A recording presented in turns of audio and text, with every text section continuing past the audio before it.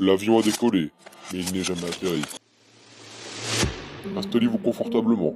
Aujourd'hui, je ne vais pas vous raconter une simple anecdote, mais l'histoire du vol le plus sûr du monde, qui a disparu sans laisser la moindre trace. Tout commence le 8 mars 2014, à Kuala Lumpur, en Malaisie. Un Boeing 777 de Malaysia Airlines décolle à destination de Pékin, en Chine. À son bord, 239 personnes. Ce qui devait être un vol ordinaire deviendra l'un des plus grands mystères de l'aviation moderne. À minuit 41, l'avion décolle sans aucun problème. À son bord, certains dorment, d'autres regardent un film. Rien ne laisse présager la tragédie à venir. À 1h20, le vol atteint son altitude de croisière, 35 000 pieds. La communication avec le contrôle aérien est normale. Puis soudain, le transpondeur est désactivé. Le vol MH370 disparaît des radars civils. Pourtant, il reste visible sous les radars militaires, jusqu'à 2h22 du matin. Les contrôleurs vietnamiens tentent de le contacter. Aucun signal. Les Malaisiens prennent le relais, sans succès.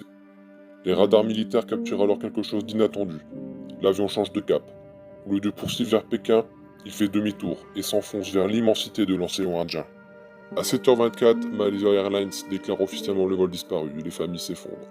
Les recherches commencent immédiatement, des avions, des satellites, des navires.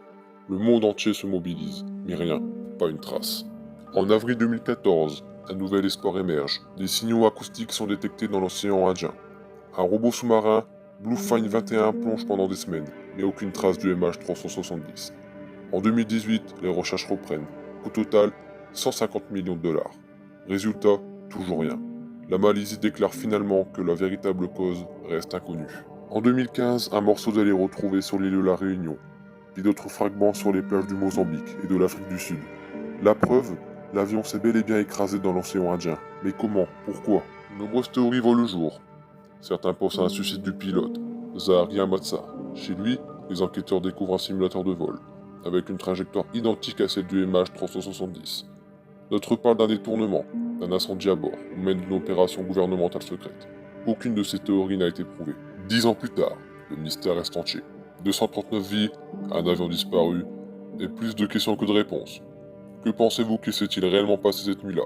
Partagez vos théories en commentaire. Merci à vous d'avoir regardé cette vidéo, et n'hésitez pas à liker.